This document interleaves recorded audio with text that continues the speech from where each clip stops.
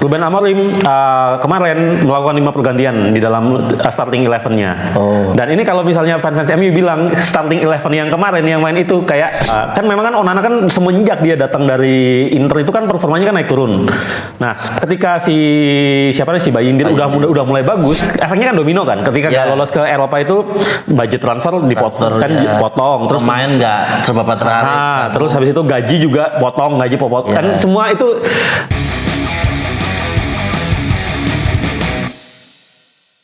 Halo Bolanetter, jumpa lagi di Bareng Bola bersama saya Ari Prayoga dan rekan saya Serafin Nusfasi. Karena main bola itu barengan, kalau sendirian itu siapa Mas sebut? Kalau sendirian itu namanya Tom Heaton.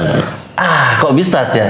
Karena Tom Heaton adalah satu-satunya kiper Manchester United yang sekarang ya yang belum bikin blunder. Itu juga karena belum main kan? Iya. Karena nggak bikin blunder karena nggak main. Kita nggak tahu ya. Nah, ngomong soal Tom Heaton dan MU, kita akan bahas MU yang kayaknya lagi semakin sakit nih. Semakin sakit ya.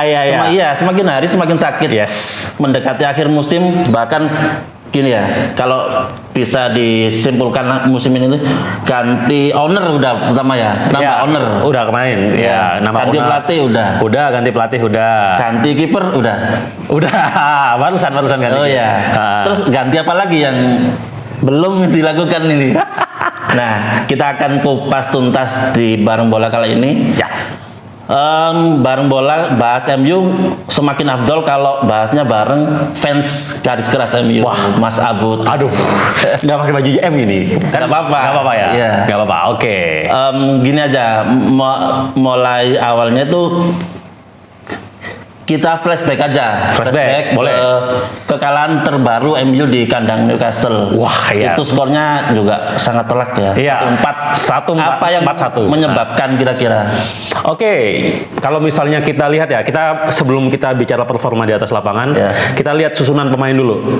Jadi tadi kan seperti udah ada disinggung dikit kan, MU musim ini di Liga lagi jelek ya. Satu-satunya harapan mereka untuk lolos ke Eropa musim depan adalah dengan memenangkan Liga Eropa. Sekarang ini kan lagi di tengah-tengah leg 1 sama leg kedua perempat final. Yeah. Mengingat kemarin kan mainnya kan kalau di Indonesia kan Jumat dini hari. Jadi dia ke laga Newcastle cuma 2 hari. Mereka cuma punya waktu 2 hari untuk persiapan. Ruben Amorim kemarin melakukan 5 pergantian di dalam starting 11-nya. Dan ini kalau misalnya fans MU bilang starting 11 yang kemarin yang main itu kayak starting 11 MU kalau main di Carabao Cup. Wow. Jadi bukan tim inti, karena memang kita lihat ya yang satu tadi udah disebut Altay Bayindir. Itu ya emang sih Andrea Onana memang lagi lucu sih. Cuma mainin Altay Bayindir yang kiper cadangan. Terus ada Harry Amas, back 17 tahun dimainin. Back kiri. Victor Lindelof, back yang semusim ini belum pernah jadi starter untuk pertama kalinya. Terus ada Christian Eriksen. Christian Eriksen juga kan jarang main kan, dia lebih banyak jadi pemain cadangan. Itu juga main juga. Sama yang terakhir kemarin ganti striker, tapi si Zirkzee kan yang dimainkan sama Højlund. Tapi mereka berdua lebih sering tukar-tukaran daripada 4 yang lainnya. Jadi secara komposisi pemain satu memang kurang oke, memang harus diakui. Dari startingnya juga memang udah kurang oke. Sebenarnya kalau kita lihat di babak 1, MU sebenarnya bisa dibilang mainnya nggak bagus, jelek. Tapi mereka bisa kasih perlawanan kan, ketinggalan 1-0 golnya Tonali kan bagus banget itu ya. Terus habis itu dibalas sama Garnacho juga, golnya bagus kan. Babak 1 ini masih MU memang jelek tapi masih bisa ngimbangin. Cuma yang jadi masalah di babak kedua nih, kena gol cepat. Mentalnya hancur. Barnes ya? Iya, Harvey Barnes. Terus habis itu ditambah 3 gol terakhir yang di babak kedua itu kan semua kan blunder semua. Semua blunder semua. Jadi kalau misalnya mau dibilang apa yang menyebabkan kemarin kalah, ya itu tadi kena mental sih kalau aku bilang. Dan memang satu yang terlihat chemistry-nya nggak ada kemarin, sama sekali tidak ada. Karena memang ini komposisi pemainnya juga bukan yang sering main bareng. Ada beberapa pemain yang nggak pernah main juga main, dan itulah yang membuat kemarin akhirnya ketika kena gol kecepat, kena mental, bikin blunder, sudah habis. Nah, ngomong-ngomong soal chemistry nggak ada, kemudian juga ya startingnya nggak pernah main bareng. Yes, betul. apa sih sebenarnya alasan Amorim melakukan rotasi terutama di sektor kiper ya? Ya. Kan biasanya tuh Andre Onana nih yang Onana, sampai cuman mati kok Onana. tiba-tiba Bayindir yang main di Premier League. Kalau di Carabao Cup mungkin oke lah. ya. Ini di Premier League kok tiba-tiba Bayindir gitu. Oke, jadi kalau kita Onana kita juga harus agak flashback dulu beberapa sebulan 2 bulan terakhir ya, karena memang selama 1-2 bulan terakhir ini performanya lagi turun sebenarnya. Ya, sebenarnya nggak turun juga sih, naik turun. Nah, sebenarnya isu pergantian kiper itu sebenarnya udah berhembus itu semenjak bulan Januari sebenarnya.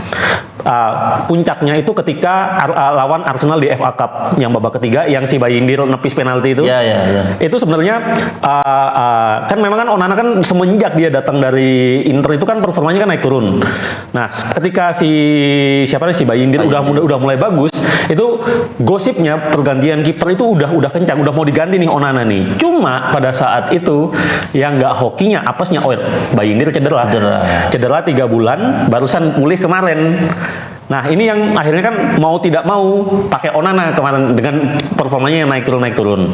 Nah, kenapa kemarin juga akhirnya diputuskan diganti Bayindir ketika lawan Newcastle? Yang pertama adalah ya tadi udah masalah performa udah jelas ya. Yang kedua itu Onana itu state of mind-nya sekarang itu lagi jelek. Jadi buat bola neters yang belum tahu, sekitar awal pekan kemarin itu istrinya Onana itu kerampokan di Manchester.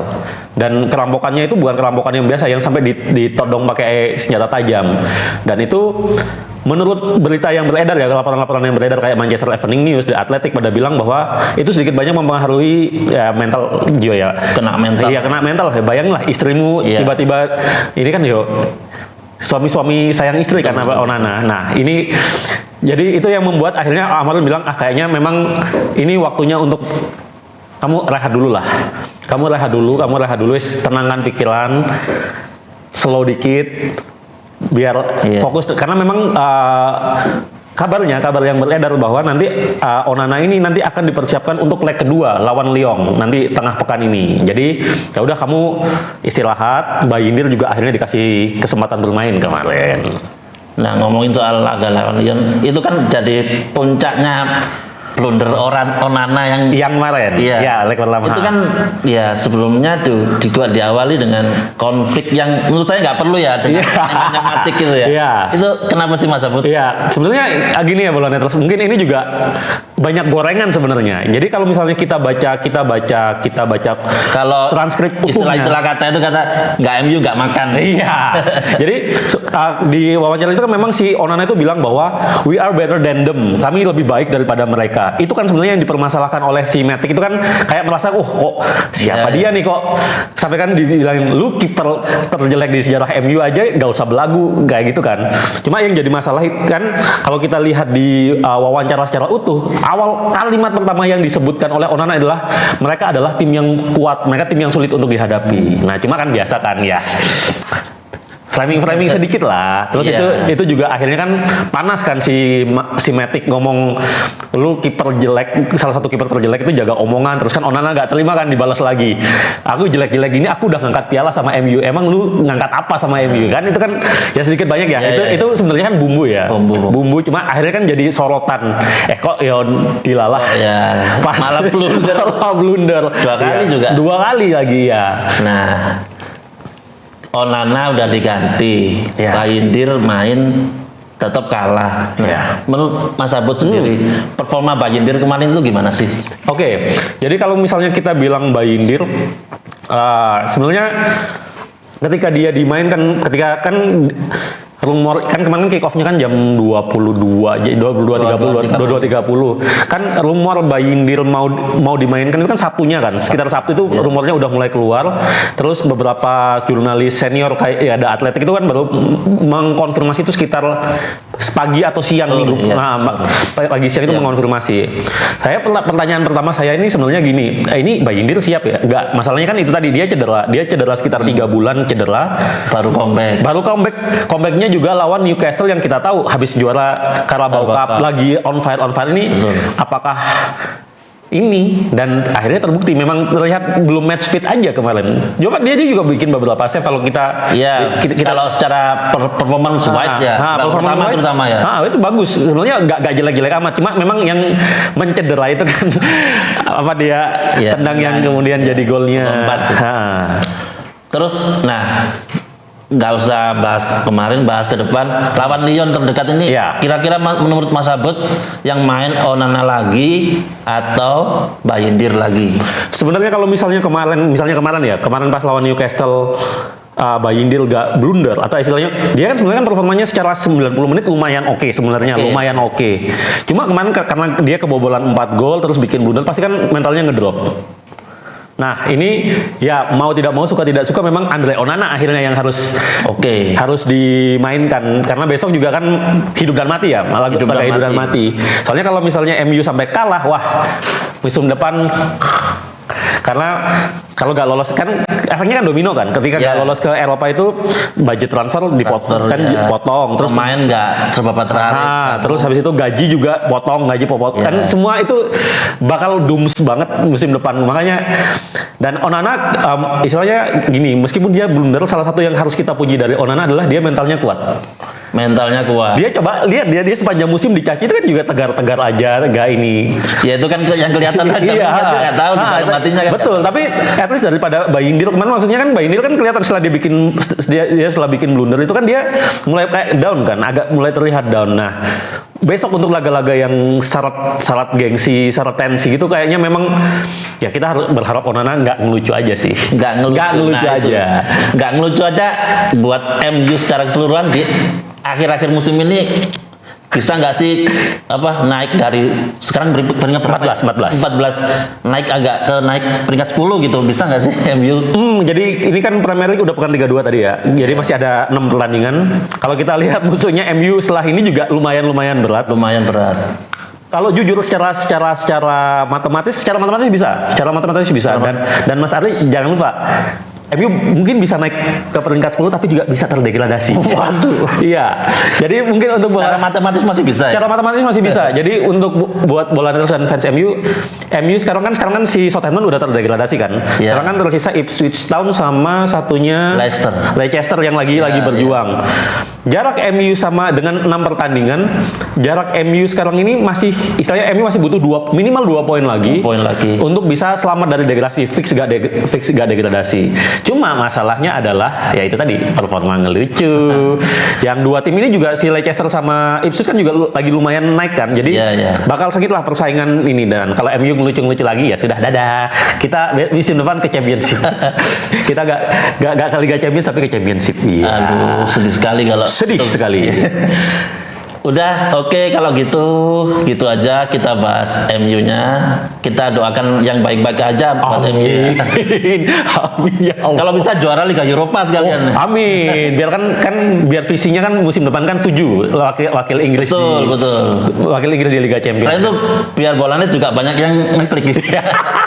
Enggak, ya juga sih kan. Karena katanya enggak MU enggak makan. Iya. Betul sekali. Oke, Bolaneters, itu saja dari kita pembahasan soal MU kali ini. Bolaneters bisa baca berita-berita MU di situs kesayangan kita, bola.net, dan saksikan Liga Eropa dan Premier League hanya di video ya Mas Abud. Betul, di video nanti. Dan sampai jumpa. Dadah.